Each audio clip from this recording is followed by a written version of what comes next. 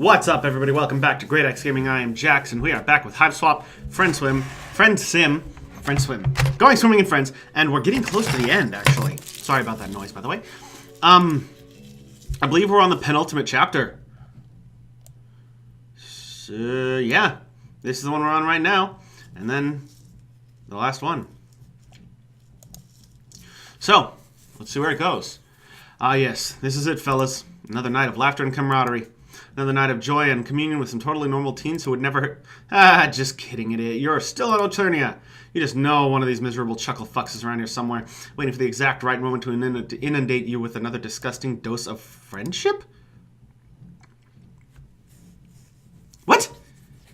Who's going to be the author of your destruction on this accursed evening? Holy shit. Holy shit! I love you. That is the fucking most exasperated pose I have ever seen.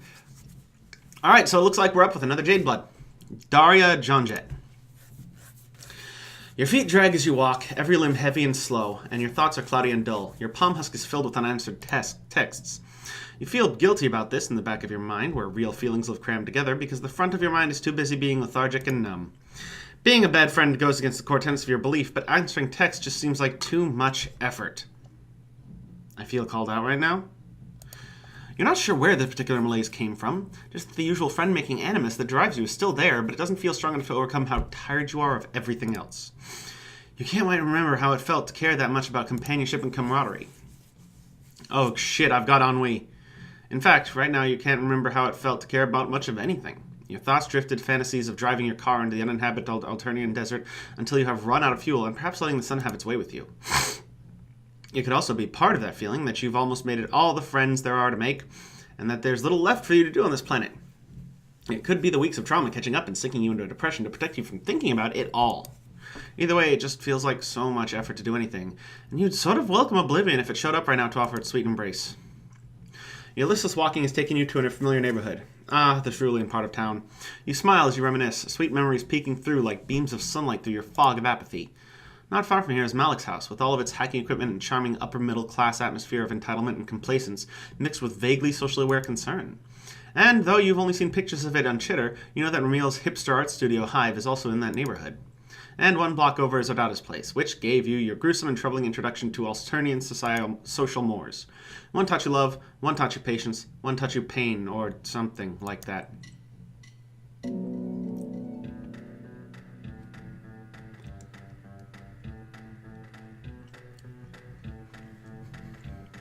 Alright! Fuck, what am my hair doing? The hive that you're closest to is actually L-words, and as you shamble closer, you realize that a lot of the trolls seem to be converging here too. Fishing out your palm husk, you see that the unread message from L-word is an invitation to a party at her place. Looking around, you feel a flame of your old desire to meet and greet rekindling in your heart. There are plenty of trolls here you haven't met yet, plenty of opportunities for friendship. The now roaring fire in your belly feels a little artificial, like someone just injected you with friend-making hormones to fledge out of your regular melancholy, but you're not going to complain because this is vastly preferable. As you're walking briskly toward Elward's hive, you spot a troll lurking in the shadows by Elward's back door. Curious, you approach, and when you get closer, you can spot the jade green in her outfit. Although there's not much of her blood color in comparison to what other trolls seem to sport, because she's mostly wearing black, and spikes, and black spikes. Ugh, it's you. Guess it makes sense you'd be here. You're probably friends with Elward, huh? Whatever. Yeah, you're friends with Elward, but you didn't come here for the party. You're just in the neighborhood. You try to mimic Daria's disaffected slouch. It's not hard, as you can just channel you from about 60 seconds ago, who is very disaffected indeed. From the approving arch of Daria's eyebrow, you think you're doing a pretty... Fucking Daria! I'm slow and fuck you for that! From the approving arch of Daria's eyebrow, you think you're doing a pretty good job. Yeah, parties are lame. Most parties are anyway. This one might be cool. Elwood's pretty cool. I mean, she seems alright. I don't think she's that cool. I just think her hair and clothes and personality don't completely suck, that's all. You tactfully don't comment on the green blush to Daria's cheeks when she's talking about Elward, nor the way she keeps glancing at the door like she's hoping someone will invite her in. She's clearly trying to sneak into this party and doesn't have an invite. When a branch snaps in the bushes, Daria startles and looks around shiftily. You wonder if she's supposed to be out here on her own this far from the caverns at all. A I'm not a baby like Wanshi. So what if I snuck out? The cloister rules are lame. Bronia is so lame. I can't believe Elwood used to hang out with her, but I guess she hadn't befriended Bronia, and then I never would have met her. It's hard to meet non-Jadebloods in the cavern. All the time you're underground with nothing but loose eye and grubs and the same stupid jades every day. It sucks down there. Daria's imitation grubhorn bracelets clunk as she folds her arms over her chest. Her heavy black makeup makes it look like her eyes are twin black holes, where all sense of fun and carry about things go to die. She's giving you a marked contrast from how Bronia talked about the caverns, with the peace and quiet and safety they offered compared to Alternia's surface. And other than that time Lunera nearly killed you in a cave, and the time you were nearly trampled by a rampaging Lucis, you remember liking the caverns. You would think that. Don't know why I thought you might be cool. You might be friends with Elwood, but you're also friends with... Bronia and Lunera. They're the two most boring trolls on this planet. Can't help but feel slightly defensive of your friends. Sure, Lunera is... Lunera, but you wouldn't call her boring. And Bronia is very fond of rules, it's true, but she can hang. Whatever. This conversation is dumb. I don't care if you can't get me into the party. Nothing matters anyway. Just make your stupid choice and get on with it. Fucking... Okay, we're back. I am sorry. I got called away. But I discovered... well, I shouldn't say I discovered. I was thinking about it and I realized the other part of why her name sounds so familiar. Also, why the fuck am I so high up? Hold on. Better. Her name is Jonjet. Daria Jonjet. The most 90s fucking troll. Well, I don't know if 90s actually, but definitely the shit I was, you know, into it when I was growing up. Fuck it. Let's do the bad ending first. Sagisha goes home. Thinking about the Jadeblood caverns has got you really missing them. The quiet monotony, the cute little grubs, the dank air and darkness. You can't think of a better place to lie down and have a depression nap. Perhaps even a depression coma. So you straighten up out of your slouch and tell Daria that regardless of how her opinion on Bronia and how cool or lame she is, those cloister rules probably exist for a reason, right? Maybe the two of you can go back to the caverns together. Fine. Be a goody two pot... Goody two strut pod encasements. Fuck! I'm gonna go somewhere else where it's not so lame. Yep, there it is. Surprise! Party hard! What the hell? It's not your job to keep anyone in line, and it's not like you have a great understanding of why even the older Jadebloods need to stay underground anyway. If Daria wants to sneak into parties and get into trouble, who are you to say no? Daria expresses no pleasure at your decision to get her into the party. She just shrugs and rolls her eyes. You shrug and roll your eyes back. And you can play the role of disaffected teen with the best of them. Disaffected, yes. I can't play the role of teen anymore. By a while. You take her around to the front door. Hey, you're looking forward to seeing Elwood again. When you met her, you didn't have nearly as many new friends as you do now, and in retrospect, you know you came off as kind of sycophantic. Wouldn't it be great if you could introduce Elwood to the new, popular, and knowledgeable you? As you're walking up the steps, a huge shadow dwarfs yours. You look up to see Chud, of all trolls, grinning above you. Well, hey, little one. I remember you. And who is this new little one you got with you? Chud switches her interest from you to Daria, grinning down at her. Daria isn't huge for a Jadeblood or anything, but she seems absurdly tiny with Chud looming down at her like that. Her face remains impassive and bored, but she scuffs one of her big black boots on the ground and twists one of her spiky bracelets around her wrist. Cute. Don't see many little jades outside of the caverns. I've always found greenies fascinating, so devoted to the continuation of the species. What a holy mission. I fucking... That expression is fucking priceless! Chad moves slow and lazily, like she has all the time in the world and no conceivable reason to rush, and reaches out to pat Daria's shoulder. She lets one hand linger, one claw resting against Daria's neck. Oh shit. Ain't it a dangerous proposition to be so far away from your green brothers and sisters? Unless you're hiding something in those pretty veins.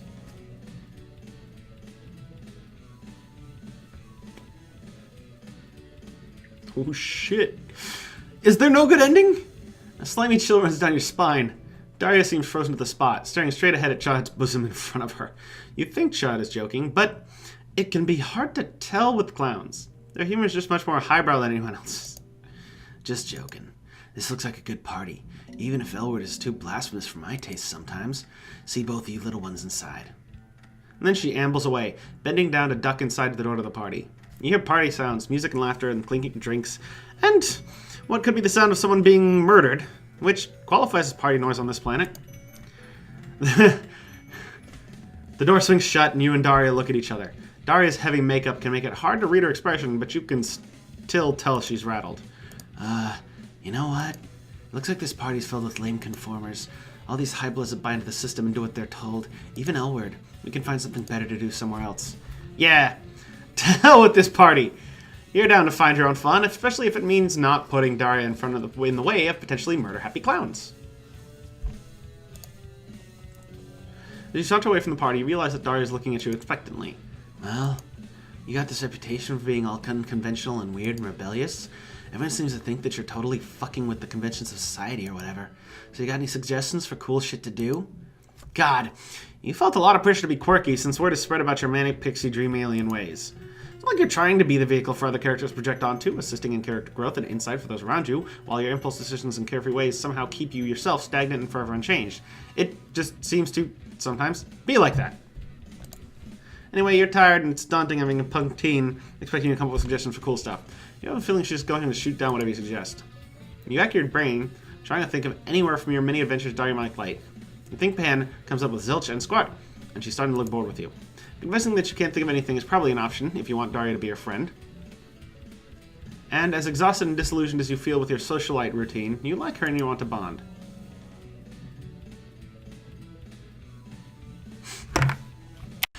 Oh, hey, we're back! So, close menu. Not now, Magnus! No, onto the streets like hoodlums. You tell Daria that you have no ideas for cool things to do because everything on this planet is lame. But she's from here. Doesn't she know of any non-lame places to go? I told you, I'm stuck underground all the time. It's not my fault that I'm literally sheltered and never get to do anything fun. Oops! Maybe this is the wrong suggestion. She seems pissed at you. But then Daria sighs loudly and uncrosses her arms from her chest. I know of one place that's pretty alright, I guess. Better than here, anyway. It's far, though. Not a problem. You got wheels. You're walking around the neighborhood because, well, you felt lifeless and glum and your car needs alien fuel, which you've been reluctant to ask someone how to get because you don't want to be told it runs on grub grease or something like that. But now that you have purpose again, you're more than willing to provide transportation in service of your new friendship goal. You take Daria to your car parked a few blocks away, and she directs you where to go. That's just a weird fucking... This is weird. You drive through... Also, is that, That's a little... I'd never noticed it before, but that's the sport from your friend in, actually, from Hiveswap that he was talking about, wasn't it? The giant pool ball game thing. You drive through neighborhood after neighborhood, through the Yellowblood slums where you met Folkill and Coprum, the busy urban sector where you had adventures with Thagora, and the austere Indigo Blood enclave where Gallic lives. Eventually, the buildings get sparse, and you think about how you were yearning to drive out into the barren landscape and not die, maybe, but stop. Just let it all end. Well, shit! I feel called out again. You don't think Daria would take you all the way out here just for you both to meet Sweet Oblivion, but who knows? Trolls can be kind of hard to predict.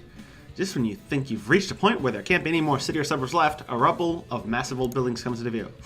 It looks almost like a miniature version of the main Alternian city that you're used to, except it's all abandoned and mostly ruined. Nothing around here looks inhabitable. Rumor has it that some of the trolls who lived here pissed off the Condess, so she culled this whole town. That would have been way back in the day. It's ancient history now. If there were any survivors, I guess they'd be either dead or up in space. Anyway, all these old buildings are kind of sick. There's never anyone else here, and I'm into that. You drive until she tells you to stop in front of a huge, crumbling building. And even though this thing is half gone, you can still tell it's a mall. It seems a bit different from the mall you visited with Polypa, even aside from the fact that it's totally dark and there's no one else inside it. It seems more old-fashioned, a lot more like one of your familiar Earth malls. Every dystopian movie you've ever seen has taught you to be extremely wary of abandoned malls, and you feel pretty nervous as Daria takes you up the rickety, frozen escalator. It's so dark you can barely see your hand in front of your face. You're trying not to show your fear, because you don't want to look like a wuss in front of Daria, but you can't hold back a whimper when your foot lands on a step that makes a distinctive about-to-collapse noise. Don't be scared. It's okay, I've climbed all over this place 1,000 times, and anything that isn't already disintegrated is sturdy enough. And there's no risk of culling out here because, well, everyone's already been culled. She's gentler towards you than you would have expected, given her cynical and spiky demeanor. You swallow your fear as you reach the top of the escalator and tell her that it's chill. You just have some horror movie associations. Wait, did I pick the good ending first? Neat. Daria turns and pats you stiffly on the arm. You would never tell her this, but her reassuring manner once she's noticed someone is in distress kind of reminds you of Bronya. It's worth it when you get to the cool part. Come on. Shit continues to be dark for a while, though you see some light up ahead. As you get closer, you see the hall opens up into a food court, and you see the light is moonlight shining through the mostly absent roof. And Daria was right. There's something extremely surreal and cool about a decrepit, empty food court with the roof caved in. Rubble sits atop cafeteria tables, and plastic food trays are scattered on the floor, and okay, that might be the remains of a troll skeleton still wearing a mostly disintegrated fast food uniform, which is less cool and makes you remember this place is abandoned because the contest sent drones here to murder everyone. You want to know the weirdest thing about this mall? It seems like actual adults used to maybe work here. I've gone through a lot of the stores and some of them are for adult-sized things. And there's a store just for like, shit the drones bring you now. There's army supplies for going off-world too. If this mall was for adults, it must be really fucking ancient. Geez, has it really been that long since there were any adults on this planet? Even after all your time on Alternia, that still kind of freaks you out. What must that be like to grow up entirely without adults? To live on a planet that's nothing but kids? Daria gives you a weird look. What would it even be like to have adults down here too? That sounds way more dangerous than stupid. It's not like we're all wigglers. Trolls have to grow out of that mindset pretty fast. People have responsibilities or whatever the fuck. At least they pretend to. And there's training and stuff for Jades. We're basically trapped. Maybe you think that a planet of kids would mean you can do whatever you want, but I've never had any freedom.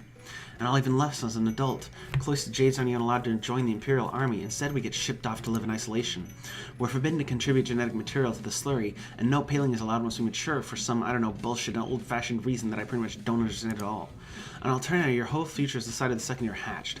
People tell me all the time that I have it lucky as a Jade blood, but I don't feel lucky at all. Oof. Yeah. You agree with Daria that the future she described sounds bleak as hell. Right? It's going to fucking suck. And it's so shitty that I have it good. I mean, at least I don't have certain early death in my future, unlike a lot of low bloods. The system is so fucked up, and it's never gonna change, and I hate it here. I just want a way out of it. Maybe when you go back to your home planet, you could take me with you? The request comes out of left field, and for a few seconds you just blink at her stupidly. Even with all that angry black makeup around her eyes, she seems so sad and lost.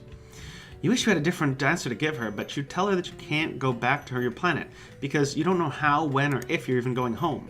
You've been trying not to contemplate the future, because on the rare occasions that you do let yourself think about it, existential dread seems to take over. Dread. Yeah, that's the word for it. The older I get, the more I realize how shitty things are. I try not to think about it, just like you, but it still hits home sometimes, and when it does, I don't feel like angry or rebellious. Instead, I feel completely fucking paralyzed. This, too, is a familiar emotion to you. You feel for Daria, who has wandered over to the middle of the food court and is staring up through the cave-in at the moons. She has her arms wrapped around her middle, and her spiky black jewelry and jagged haircut and big black boots don't do anything to make her look less small. You wish you knew what to say to make her feel better. You've done a decent job at cheering up dejected trolls in the past, but it's so hard when you're feeling so crappy about your own situation. You mutter something about how things could still get better, you never know what the future holds, yada yada yada, and she looks at you like she knows just how hollow your words are. You sound just like Bronya. Next, are you going to tell me how important Jade Bloods are and what an honor all of this responsibility is? Give me a break. Optimism is for chumps and losers. Keeping grubs safe doesn't matter. The continuation of our species doesn't matter. Nothing any of us do fucking matters. You feel your blood getting hot to match the steel that's now in her voice. A sick part of you finds this train of thought a lot more viscerally satisfying than trying to cheer her up, which wasn't working anyway. You stamp your feet, and so does she. I can't believe anyone bothers trying to carve out a real life on this worthless shithole of planet. There's no point. We might as well all be culled. In the back of your mind, you know you should be disagreeing with some of this, but you're too worked up to care. Maybe Daria's right. Maybe nothing matters. That's fucking right. Maybe I should just quit. You falter in your righteous fury. Maybe quitting is going a bit far. Maybe the High Bloods go around causing death and destruction just because they can have the right idea. This is starting to not sound so great. What doesn't sound great about it? Who cares if I decide I don't want to be a caretaker, instead I just burn shit down for fun? There's no point to anything, so why does it matter? Who cares? Daria's hands are balled up into fists and her teeth are bared as she glared at you. You open her mouth, maybe tell her that you care, even though that would probably sound trite, but no words come out. She scoffs and turns away from you and jumps up on a crumbly-looking cafeteria table. You know what? Fuck this. Friendship is as pointless as everything else. Oh shit. She picks up one of the chairs, and you really need to stop being surprised at the strength of even the brawniest and even the scrawniest-looking trolls, and hurls it at the nearest fast food stall.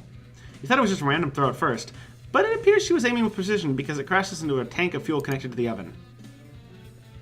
You're not sure how Alternian cooking technology works, but the stall explodes in a huge green-tinted fireball that knocks you on your ass.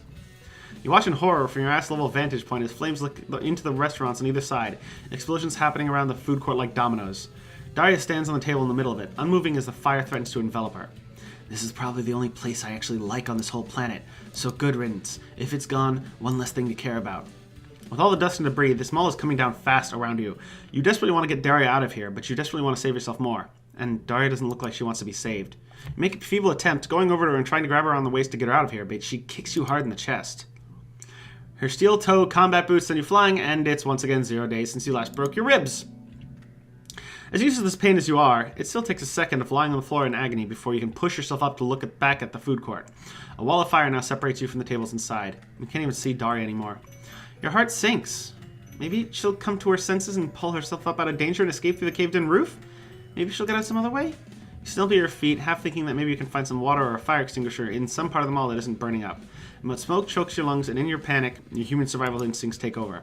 You dash down the escalator as mall infrastructure starts to crumble around you, and you don't want to abandon Daria, but it's all you can do to get your own sorry self out of there alive. Well, fuck! Not the good ending. Well, okay, so letting her pick what we did is a bad idea. One of the streets like hoodlums. Here's the thing. Your weirdest and best adventures have happened to you when you've decided to be spontaneous and just let shit happen. Adventures and coolness are both hard things to plan. So what, are you suggesting that we just wander? The derisive tone makes you hesitate, but, well, yes, that's exactly what you're suggesting. Daria gives you a long considering look. You hold your breath. Then she shrugs. Okay, whatever, sure. Not like I have anything better to do. Let's just go.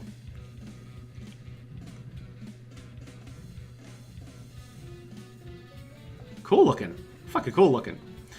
You wander through the well-maintained cerulean streets, heading downtown. It seems like a good opportunity to get to know your new potential friend, so you start by asking her some fairly simple questions. How am I? Gee, I don't know. I'm forbidden to leave the stupid caverns, and as a Jadeblood, all I have to look forward to is a life being forbidden to do things. How do you think I am? Okay. You try to walk that one back a little. It sounds like Daria isn't satisfied with the Jadeblood setup. That's one way to put it. You could also say that I'm unsatisfied with, the whole setup of my species. You've been here for a while now. Don't tell me that you haven't noticed that every part of our society is transparent bullshit. You glance around, because Daria is right. You know you've been around for a while, and that means you know enough to know that if the wrong people overheard this kind of talk, you'd both get pulled on the spot. But everyone here seems distracted by their own nonsense. Cautiously, you can see that, yeah, you've noticed a certain bullshit aroma. Yep, it all stinks. No one has any kind of real future except for the highest of high bloods. And actually, I've heard that things pretty much suck for them, too. Some might say that the purple bloods are the most privileged class of all. What the fuck, game? You're not going to convince me of that. Stop. You're just going to continue to not comment on that one. Instead, you point out that being a Jadeblood, Daria has a purpose beyond just growing up to become fodder in the Imperial Army, like you've heard other trolls mention. Surely that counts as a real future. Don't get me started. Suffice to say that I'm not exactly hyped about the purpose that I supposedly have. More like the purpose that was arbitrarily assigned to me. But it's not like I have a choice, and rebelling in any sort of real way would put me in danger of a culling. Life here is pretty much just hopeless. Damn. You wish you had a good counter-argument. You want to give her some words of confidence, but what can you even say? Daria's right. Shit's grim. At least you're honest. Thanks for not bullshitting me. You know, Lenora said you were good to talk to about real stuff. Guess she was right. That's... Huh! You're surprised that Lenora is going around talking to you, saving positive things even, but you're more surprised that Daria is bringing up her in a non-derisive context. You didn't know that Daria and Lenora were close? Ugh, no, gross. I hate Lenora. And not in a romantic way. Or, well, anyway, never mind. Oh. Oh dear! Daria looks embarrassed and flustered and also pissed at you. Blip. At least you've gotten the subject away from how hopeless everything is, but still, you don't want this friendship to sour. As you're scanning through your useless brain for a tactful subject change, you're saved by the footsteps of a new troll approaching. And as luck would have it, you know this troll! It's Tizius, which makes sense because your meandering has taken you and Daria close to Tizius' favorite book hive. Oh, it's you. What are you doing here? Never mind, I don't even need to ask. You're obviously making friends with this Jadeblood. Searching for some dumb shit to do, no doubt. Don't let me keep you. Tizius looks just as exhausted as you remember. You don't want her to go just yet, because it's been a while since you've seen her, and you're always eager for an opportunity to catch up with a friend. Especially one of the less murderous ones. Then you notice Daria as Tizius' mug of identifiable liquid, and an idea occurs to you. You get excited, bouncing a little on the balls of your feet as you introduce Tizius and Daria to each other. You explain to Tizius, with a meaningful look that hopes she'll interpret correctly, that you and Daria were just conversing about the more unjust aspects of Alternian society and how hopeless everything seems to be. What do you mean, the more unjust aspects? Does Alternian society have aspects that are not unjust? I'm sweeps into studying our legal system, and I haven't found any. Daria makes a muffled sound that could be a laugh. You make your meaningful look more meaningful. Doesn't Tizius remember that conversation she had with you about justice and the shitty system, the importance of the futile work to try and improve things someday? Pissing? Tizius squints at you and takes a long slurp from her mug. Right, yeah, I remember. You wave your hands around. Now we're talking! Tizius is one of the few friends you've made that seems to not only notice that shit was fucked, but wanted to dedicate herself to unfucking the shit as much as she could. Of course, many of your dear friends try to make the world a little better in various clumsy, interpersonal, distinctly Alternian ways. You think of Chixie striving for her music, even when it pits her against the High Bloods. The baffling but sweet way that Conal and Anastasia and Gallic and Tagora would care for each other. And Fozer's commitment to political... Wait, why did you think of that guy? He's a total shill for the Condes. Anyway, Tizius' big picture mentality, and a cause she believes in, and the simple fact that she hasn't completely given up is inspiring. Daria is struggling with feelings of despair, so maybe Tizius could talk to her about the work that she's been doing. What? No, I'm not struggling. It's whatever. I don't even care. Daria kicks the ground sulkily. Tizius looks her over, her eyes lingering on the jade symbol and her shirt and the spiky black jewelry, then sighs. Sure you don't care. I went through a phase of telling myself that too. I thought it would make it easier to deal, but nah. I love Tizius so much. Because it's the perfect fucking combination of I'm so tired and fuck the system. Tizius pauses for another mug slurp, and you'd think she might be enjoying the opportunity to monologue a little bit. Daria huffs. The only thing that helps, and I'm not even sure that helps is the right word for it, is finding something to work on in your own little corner. Try and make shit a little less... But there's nothing I can do in my corner. It's pointless to pretend otherwise, and that goes for everyone. Like, this whole system is designed to help Highbloods stamp out dissent in every corner. One troll can't do anything against something like that. Oh. Tizius' eyebrow twitches as she stares at Daria, clearly peeved at being interrupted. Uh-oh. This could be going better. Well, no shit. What do you take me for? I'm not saying that all it takes is standing up and fighting for what's right or something stupid like that. That's obviously a surefire way to get culled. Well, then what are you saying? How can you even know whatever piddly little action you're taking will change anything? I can't tell you the future, dumbass. No one can guarantee that any kind of action taken will be ultimately effective. You have to decide for yourself that it's worth it to try anyway. Why would you even think that it's worth it when everything around us confirms that nothing will ever change? I can't believe you're calling me a dumbass when it's the stupidest thing I've ever heard. Tizius looks like she's about ready to throw the contents of her mug in Daria's face. Knowing trolls, she'd probably follow it up with the mug herself. This is not the conversation you'd hope for at all. You step in before things can get any more heated. You tell Tizius you're sorry, and you didn't flag her down just so her ideas could get shit on. You turn to Daria, who is staring at both of you with a defiant look on her face and a stubborn set to her jaw. This kid. She's just so dead set on rebelling against anyone who tries to tell her anything with even the faintest whiff of authority. You really thought that maybe all that attitude could be channeled into something productive that would give her feel better, well, also help her feel better, and possibly even give her a sense of purpose. You're not mad, just disappointed. Don't give me that look, okay? I was just stating my opinion, but I guess I could have been less of a bone bulge about it. You're pleasantly surprised that Daria more or less apologized. Tizius looks mollified too. This shit just makes me so angry. Angry and sad and helpless. Like I don't even know what to do with myself when I really have to think about it. Bingo, unfortunately. I feel the same way. I don't think there's any getting around the helplessness, but what I was trying to say is that working on something that might help fix things someday makes that feeling a little less powerful. So what you're saying is that it's just about making yourself feel better? Well, when you put it like that, it sounds bad. I believe I'm working on things that might affect change someday, even if I'm not around to see it. But also, yeah, most of the time it helps me sleep at night too. You can tell Daria is a bit disappointed by this, like she doesn't trust that political rebellion can go hand in hand with making the rebels feel good about themselves. You point out that whether or not Tizius feels good about the work doesn't make the work itself any less effective. Yeah, in the end, the universe doesn't care about how I feel. I'm just one troll trying to do the right thing, or at least the okay thing, for its own sake, even if it might ultimately be futile. What the fuck else are we gonna do on this bitch of Alternia? You've got me there. I'm bored all the time, and there really isn't anything cool to do down in the taverns. I guess during the downtime in my training, I could, I don't know, help you out maybe? Not that I have anything to offer other than the book hive and the jade cloisters. Actually, that might really help with my research, actually. Give me your number and we can talk. Is it just your imagination, or does Tiz just look a smidgen less tired? The bags under her eyes baggy, and her back a little less baggy, and her back a little straighter. And you think the corners of Daria's lips might be very slightly quirked up. Daria turns her possibly a smile from Tizius to you. This was cool, I guess. Or at least not so bad. But I don't know if it counts as something cool. So I guess we could keep hanging out until more shit happens. You know Daria well enough to recognize this for the ringing endorsement it is. You're about to happily agree when Tizius pipes up. I'm just heading home from studying, but I'm not tired yet. If you wanted a third wheel to drag along. Yay! Three-way friendship combo bob victory! Yay! That's a great ending. That's a great ending.